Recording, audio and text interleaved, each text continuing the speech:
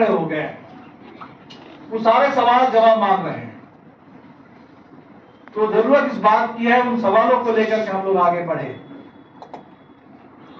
इससे पहले बिहार में जो बड़ा बदलाव आया वो 90 के शुरू में,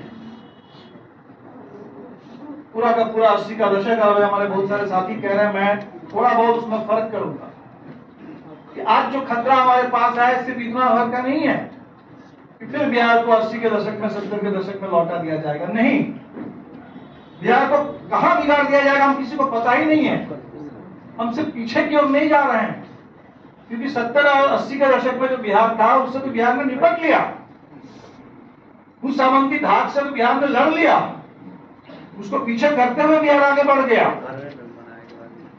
80 के दशक के अंत में उस समय हमें याद है 89 का चुनाव, पहली बार दलितों ने वोट डाला बहुत बड़े हिस्से में। संविधान तब भी था, सबके लिए यूनिवर्सल एडल्ट फ्रेंचाइज तब भी था, लेकिन बिहार के कम से कम मध्य बिहार के गांव में बहुत बड़े हिस्से में दलितों भूमिहीनों के लिए वोट डालने का उनके सामने कोई अधिकार था नहीं।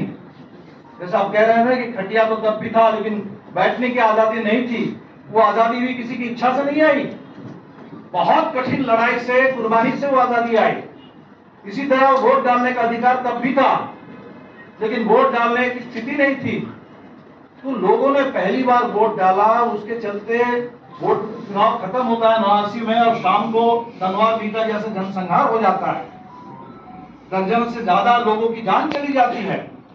जान की बाजी लगा करके, अपनी जान पर खेल करके लोगों ने वोट डाला और पहले ही वोट में आरा से रामेश्वर प्रसाद को जिता करके भेज देते हैं, एक खेत मजदूर नेता को, नूनिया जाति से आने वाले, किसी सामाजिक समीकरण में जिसकी कोई गिनती नहीं होती थी। आज सब अति पिछड़ों की बात कर रहे हैं।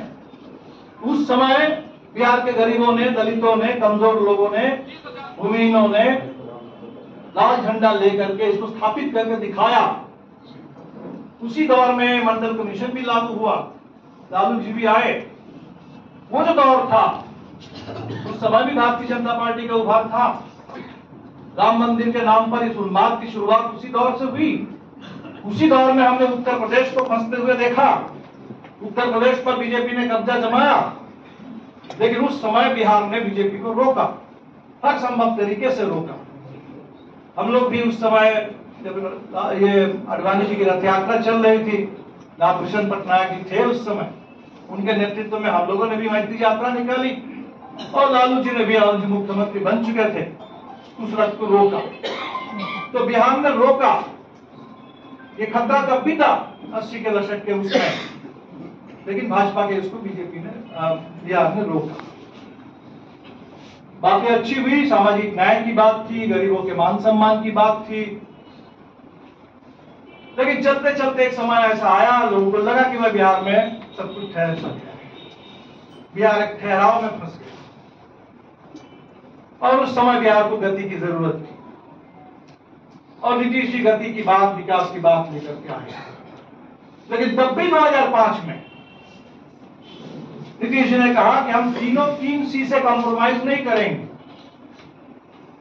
3C, कम्युनलिज्म, क्राइम और करप्शन, 3 से हम कॉम्प्रोमाइज नहीं करेंगे। वो लोगों को लगा कि ठीक है बीजेपी है लेकिन पीछे है, नीतीश जी है ना, संभाल लेंगे, संभाल लेंगे। ये जो 3C से हम कॉम्प्रोमाइज नहीं करेंगे कहते हुए उन्होंने कहा कि सुशासन आएगा, न्याय के साथ विकास होगा। और आज पूरे 20 साल के बाद, 20 साल कम नहीं, अभी दिल्ली में आम आदमी पार्टी की सरकार चल रही थी, उसको केंद्र सरकार ने घेर लिया, चारों तरफ से घेर करके। चुनाव आयोग भी चुपचाप रहा, चारों तरफ से घेर करके उस सरकार को गिरा दिया गया, एक तरह से चुनाव में हरा दिया। लेकिन उस सरकार ने भी काफी, उसकी जो लोकप्रियता में गिरावट आई, आम आदमी पार्टी की छवि बहुत बर्बाद हो गई, वोट काफी घटे। तो 10 साल में बदलाव आया और यहाँ 20 साल से सरकार चल रही है। 20 साल से विकास विकास विकास विकास की बात हो रही है। और उस विकास के बारे में जब जायजा लिया गया तो पता चल रहा है कि 1/3 6000 से नीचे और 10,000 से नीचे वालों तक पता लगाइए तो 2/3 बिहार 10,000 से नीचे। लेकिन चुनाव आएगा, हो सकता है तब तक मेट्रो चालू हो जाएगा बिहार में, तो बिहार को विकास का एक नया मुहावरा मिल जाएगा। अभी तक तो फ्लाईओवर की बात हो रही है, एक्सप्रेसवे की बात हो रही है, कुछ हवाई अड्डों की बात हो रही है, तो एक मेट्रो भी शायद तब तक मिल जाए कि चलो विकास हो गया।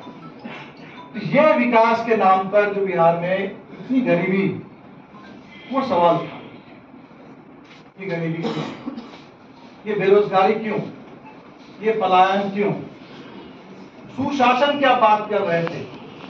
अभी बिहार में वो कम्युनलिज्म, करप्शन और क्राइम कॉम्प्रोमाइज सिर्फ नहीं किया, तीनों का कॉकटेल बना दिया।